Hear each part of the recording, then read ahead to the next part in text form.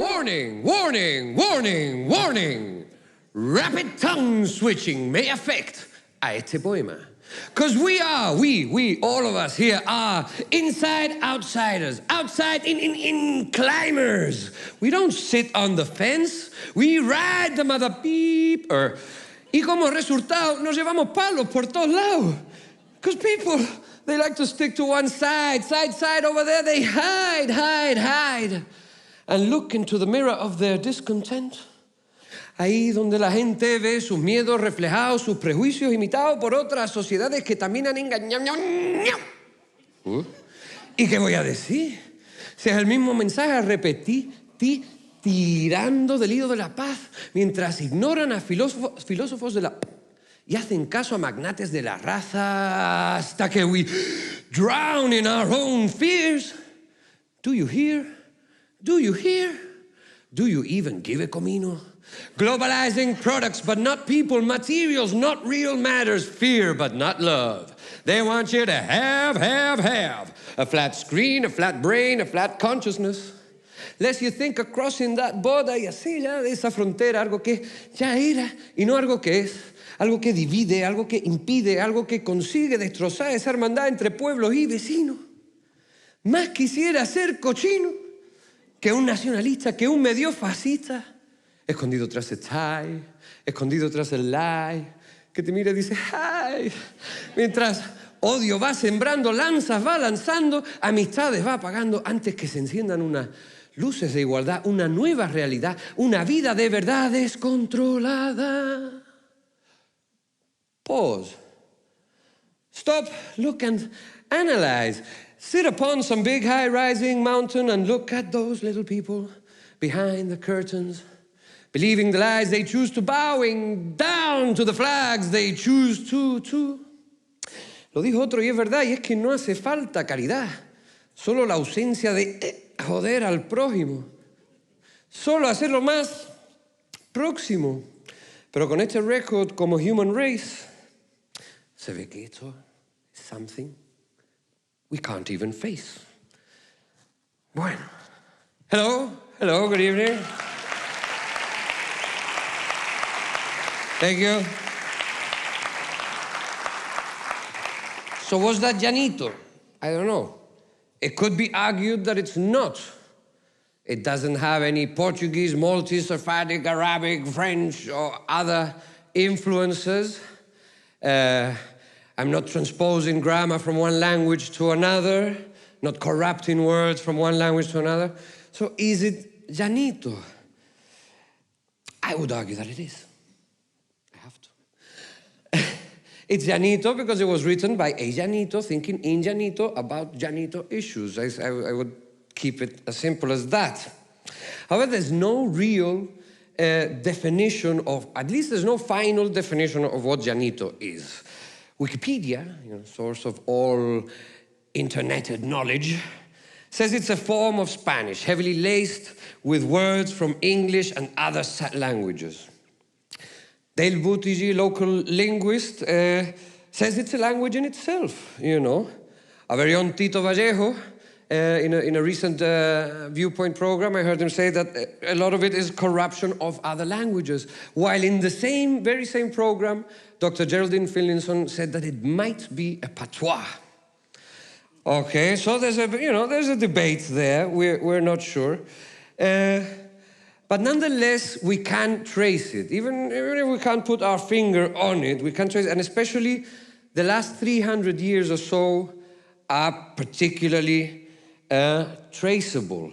Oh, one thing I forgot to say, so I have to slip through. If you're from this generation, kind of me, my parents kind of thing, you would have understood it all. If you were from this generation, maybe had some trouble with the Spanish bits. And if you're at this stage in life, pues quizás solo os quedasteis con esto, But anyway, as I say, Yanito is very traceable over the last 100 years. And even, Joe Garcia, editor of the Panorama, said that there was a time when Spanish was the language and therefore had, I would extend from there, had a very big influence on Yanito.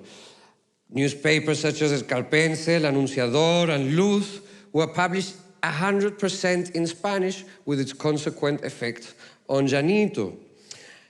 And people spoke in a much, if any of you have seen the Evacuee series, and you hear the letters which are written mainly in Spanish to family members, and you hear, I have this quote that keeps going on in my head. ¿Qué quieres de papá?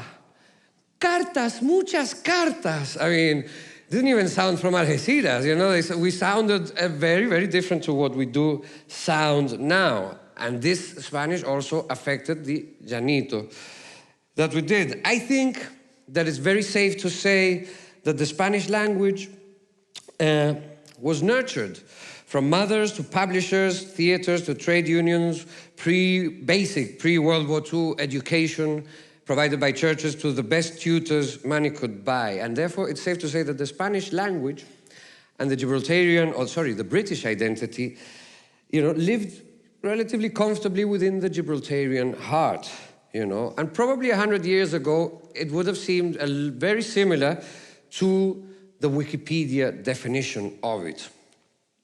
However, this cohabitation, let's say, hasn't always been comfortable, let's say. As Jennifer Valentine says, Spanish has always been considered historically as a low prestige language as opposed to English. Colonial policy, it's logical that being a British colony, once colonial policy was implemented in relation to education, we would follow a monolingual system of education. Never mind the fact that the majority of the population post-World War II were still polyglot, minimally bilingual, and quite probably, trilingual in many cases. English was the language if you wanted to prosper within the civil service, if you wanted better wages, even, unfortunately, if you wanted a better toilet at work, So if you spoke like this, you'd have a nice clean toilet with tiles, and a basin for your hands. Y si lo hacían mixing up un poquito así, like right now, pues you had a toilet, no tiles, no basin. And si simplemente hablabais como así ahora, pues tenías a hole in the floor. This isn't a direct attack on the language, but it does create perceptions. It does inform how people view cultures and languages within their community. So, where do we go from here? Of course, as well, another thing that parallelly was affecting Yanito was the decline in immigration. Less people coming from Genoa, Malta, Portugal, meant that these languages have declined locally. So what happens? The weight of colonial policy, we are now around post-World War II. As I say, the weight of colonial policy, along with the rise of Spanish nationalist aggression, slowly squeezing out the Spanish language. And I do mean slowly, at first. Newspapers have survived. I think I've gone one slide. Yes. Newspapers have survived in Spanish up until the 60s. I think we have some, even nowadays, some newspapers, I believe, still have a Spanish column in there if they're not fully in Spanish. And Spanish TV channels, whether they were American programs dubbed to Spanish or Spanish, were popular in Gibraltar until, well into the 90s. The 90s. So, what happens? Up until the 90s, it's a rough guide, I didn't go door to door knocking, but this would have been, and I think you'd all agree, I think you might agree that roughly, this would have been the English time for the average Gibraltarian child, school work, mainly in English, media we could add there, whereas TV and grandparents or parents would have had a greater weight in Spanish. Hence, the Yanito spoken in the 80s and 90s wouldn't have been as polyglot or as rich, I would say, as earlier. It would have been a roughly 50-50 split. God damn the time. A roughly 50-50 split between one another, sprinkled with some of these corruptions, from other languages, hasheo, etc., other words. So, But this isn't the end of it. There's still 2 more attacks on polyglottism and, in consequence, Yanito on the rock. The first, I would say, nationalism. You know, Brussels, the 80s. For the first time, Britain, and after a very long and aggressive stance from our neighbors, for the first time, Britain accedes to discussing our sovereignty. Suddenly, there is a need to distinguish ourselves from our neighbors, a need that wasn't there before. And this brought in a new nationalism, a new wave of, I would, in my opinion, nastier nationalism that was more defined by what it was not, Spanish, than by what it was, Gibraltarian. Everything during the 80s that came across the border was looked at with disdain and suspicion. Even I remember in middle school, teachers breaking into political commentary. The lines between national, political, and cultural identity were so blurred that, you know, when finally a documentary was made to honor the generation of Gibraltarians that most suffered for being British, it didn't occur to anyone that many of them might need Spanish subtitles. It still doesn't occur to any of us today. We often push our older generation aside, not with any intent, but unknowingly, you know, and keep them a bit marginalized simply for not speaking English. The result is a loss of a myriad of history, culture, and art that is ours by right, too. You know? The second attack, moving quickly on, and most formidable, in my opinion, Disney. Because like I say, up and well into the border closure didn't kill off Spanish or a heavily Spanish Yanito in Gibraltar, nor did the long border queues of the 80s. This changed the pattern of what we saw before to something like this. Excuse, se me salió un poquito en Yanito, grandparents, pero bueno. You know.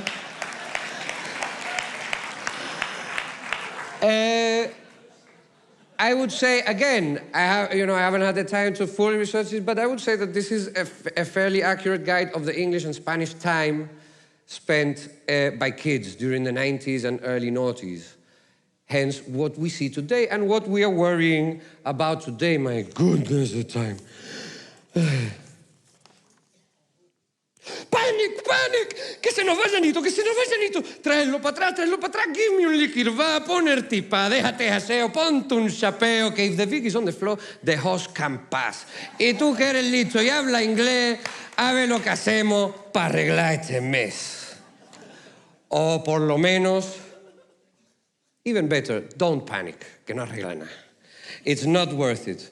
We can agree that Yanito, even if we can agree on what it is, we can agree that it's an oral expression of our identity, a very fun one at that. We have seen how it grows and or diminishes depending on other languages that feed it.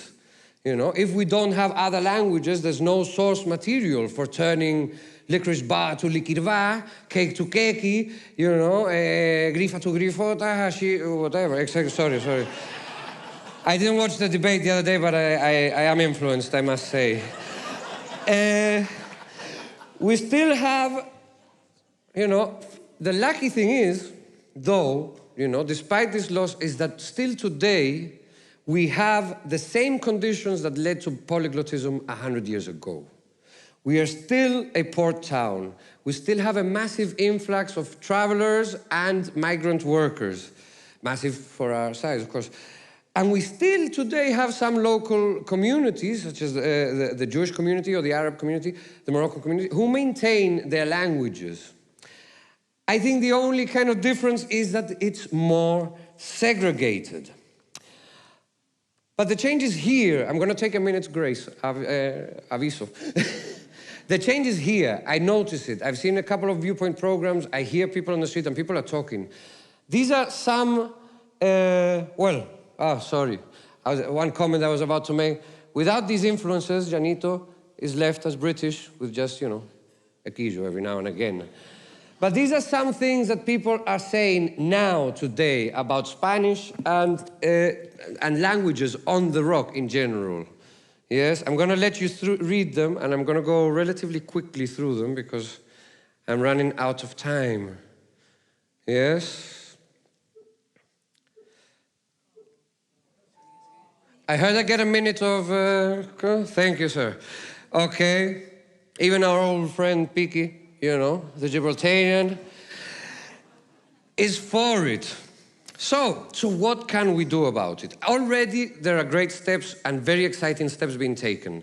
I've heard about the language center at the college, and having worked actually with Leon and with Daniel Benrimo, I know that it's in great hands and it's a very exciting project. I would, though, offer one constructive criticism. It puts, I don't think it should be abandoned, I think it should be taken, but I think that this puts the onus on the children, who, having been robbed of their polyglottic birthright, I don't know if that exists, but anyway, now have to put in extra hours to get it back. And it puts the onus on parents who have to fork out and find the time to take them and bring them back. I would encourage...